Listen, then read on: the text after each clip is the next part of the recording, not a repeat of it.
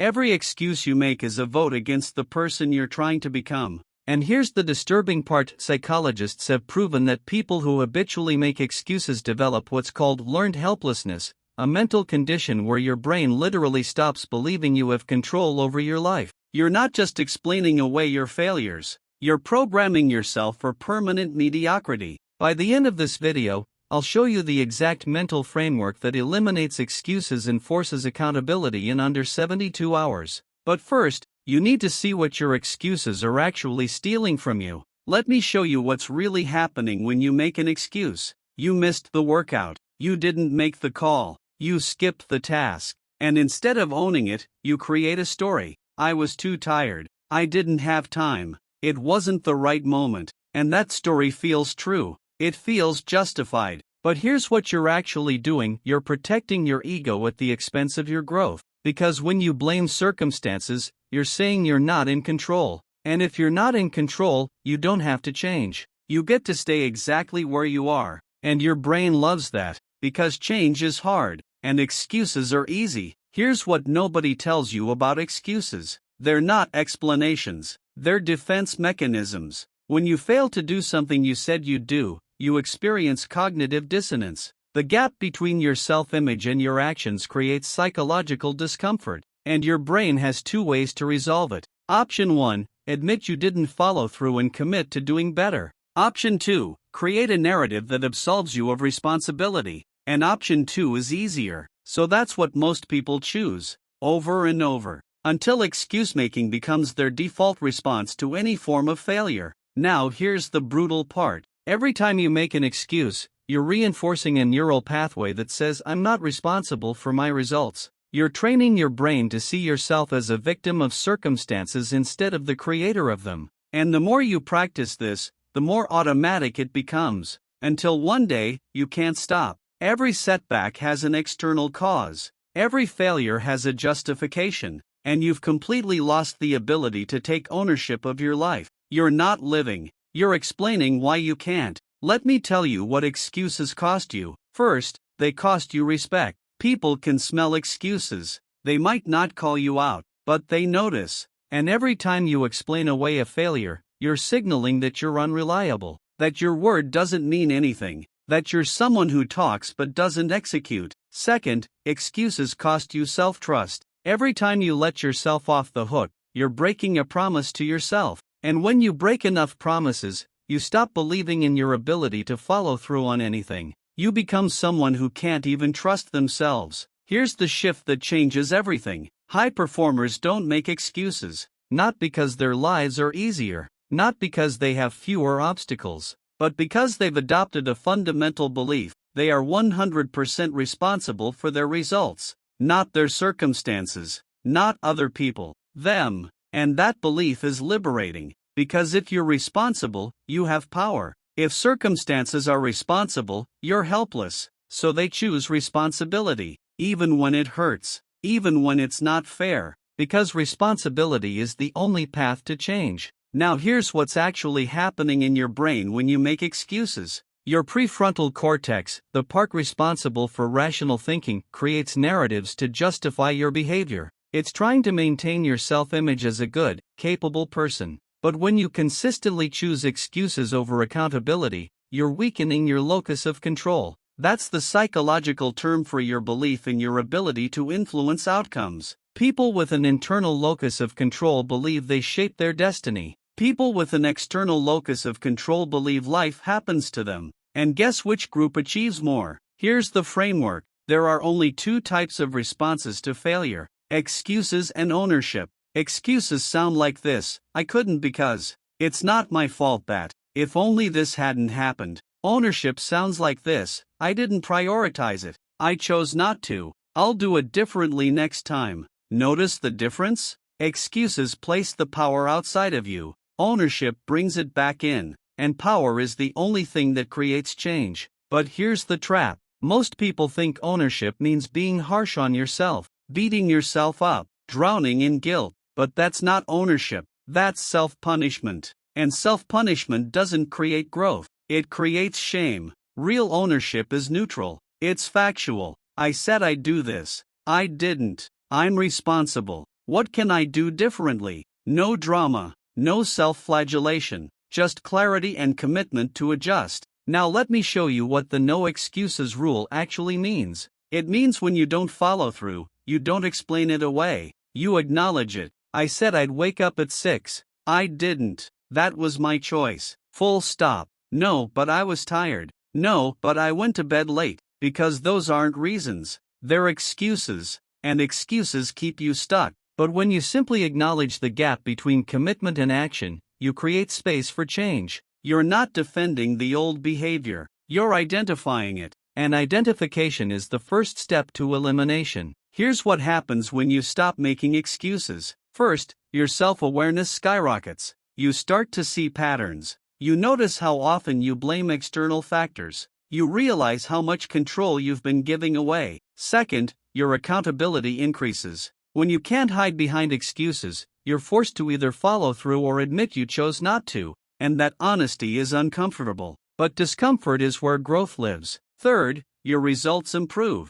because you stop wasting energy on justification and start directing it toward solution. But here's where most people fail. They hear no excuses and think it means be perfect, and when they're not perfect, they collapse. But that's not the rule. The rule isn't about perfection. It's about honesty. You're allowed to fail. You're allowed to fall short. What you're not allowed to do is lie to yourself about why. Because lies keep you weak. Truth makes you strong. Here's the psychology behind why excuses are so addictive. They provide immediate emotional relief. When you fail and make an excuse, your brain releases a small hit of dopamine. You've protected your ego. You feel better. But that relief is temporary. And it comes at a massive long-term cost. Because while you're feeling better in the moment, you're ensuring you'll feel worse in the future. You're trading short-term comfort for long-term stagnation. Now here's where it gets interesting. The no excuses rule doesn't just apply to big failures.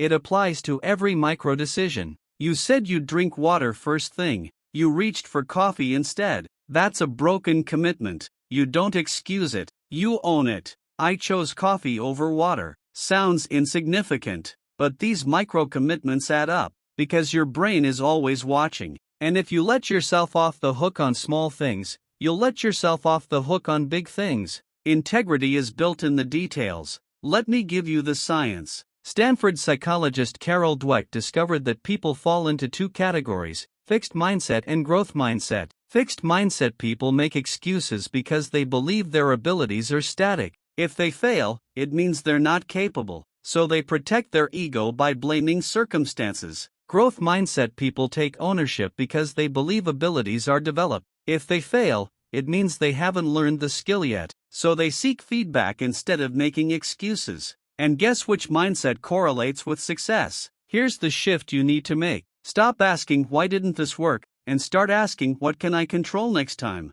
The first question leads to excuses. The second leads to solutions. Why didn't this work gives you answers like, the timing was bad or I didn't have the resources. But what can I control next time gives you answers like, I can start earlier or I can ask for help. Same failure, different lens, different outcome. Now here's the secret method I promised you. It's called the accountability mirror. Every night before bed, you look at yourself in the mirror and you answer 3 questions. 1. What did I commit to today? 2. What did I actually do? 3. Where did I make excuses instead of owning my choices? And you answer honestly. No one else is listening, just you and your reflection. And over time, this practice destroys your ability to lie to yourself, because you can't look yourself in the eye and make an excuse without feeling the incongruence. Here's what happens when you do this for 30 days. Week 1, it's brutal. You realize how often you make excuses,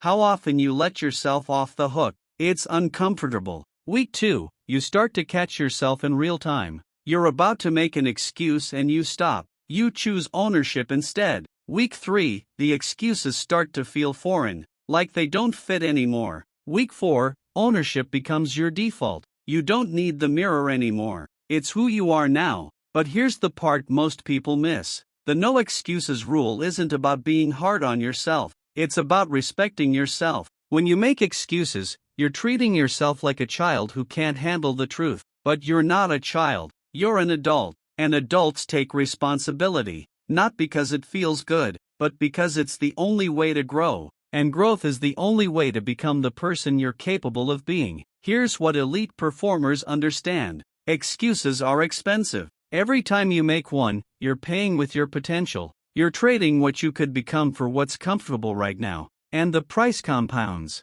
One excuse leads to another, and another, until you've talked yourself out of everything that matters. Until you're living a life you don't recognize because you chose comfort over truth. Let me show you what this looks like in practice. You're trying to build a business. You don't make the sales call. Old version says, "I didn't have time." New version says, "I prioritized other things over the call. That was my choice." You're trying to get in shape. You skip the workout. Old version says, "I was too tired." New version says, "I chose rest over training. I'm responsible for that choice." Notice how the new version doesn't feel good? That's the point. Discomfort creates change. Comfort creates stagnation. Now here's the trap. Some people hear this and weaponize it. They beat themselves up for every failure. They turn ownership into self-hatred. But that's not what this is. Ownership without self-compassion is just torture. You own the failure. You acknowledge the choice. And then you move forward. You don't dwell. You don't spiral. You learn and you adjust. Because the goal isn't to feel bad. The goal is to get better. Here's the identity shift you need. You're not someone who makes excuses. You're someone who takes full responsibility for their life, even when it's hard, even when it's not fair, even when circumstances genuinely were difficult, because you understand that responsibility is power, and power is the only currency that creates change. You can't change what you don't own, and you can't own what you excuse. Let me tell you what happens when you fully embrace this rule. Your life transforms, not because your circumstances change, but because you change. You stop waiting for perfect conditions. You stop blaming others. You stop playing victim. And you start creating. You start executing. You start becoming. And the gap between who you are and who you want to be starts to close. Not because you're working harder, but because you've stopped wasting energy on justification. Here's the final truth. You will fail. Repeatedly. That's guaranteed. But failure is not the problem. Excuses are. Because failure teaches. Excuses protect. And you can't learn while you're protecting. So when you fail, and you will, you have a choice. Make an excuse and stay the same. Or take ownership and grow. And that choice determines everything. So here's what you're going to do tonight. You're going to stand in front of a mirror. And you're going to ask yourself, what did I commit to today that I didn't follow through on? And you're going to answer honestly. No excuses. Just facts. I said I'd do this. I didn't. I'm responsible. And tomorrow, you're going to do it again. And the day after. Until ownership becomes automatic. Until excuses feel impossible. Until you've become someone who doesn't need external accountability because you hold yourself to a standard no one else can see. Because here's what the no excuses rule really is. It's a commitment to truth,